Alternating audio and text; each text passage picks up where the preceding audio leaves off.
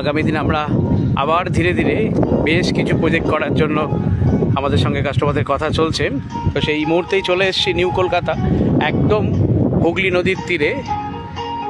ওইদিকে দেখা যায় দক্ষিণেশ্বর, আর এই হুগলি নদীর তীরেই নিউ কলকাতার প্রজেক্ট। এইভাবে একের পর এক বড় বড় প্রজেক্ট, কখনো সিদ্ধা পাইন, কখনো সিদ্ধা গ্যালাক্সি, কখনো 1+10, কখনো নিউ কলকাতা, কখনো সোলারিস। এইভাবে একের এক পর পর প্রজেক্ট স্পেস হোম গোটা পশ্চিমবঙ্গ রাজ্য জুড়ে, কখনো বর্ধমানের রেনেসাসে, কখনো আবার এই শ্রীরামপুর, কখনো হুগলি, একের পর এক প্রজেক্টগুলো কিন্তু আমরা করে থাকি। ফলে যারা বিশ্বাস রাখছেন স্পেস হোমে, ধন্যবাদ জানাই, কৃতজ্ঞ জানাই। একের পর এক কলকাতার বিভিন্ন জায়গায় আমাদের প্রজেক্ট এইভাবেই সেজে উঠছে। 15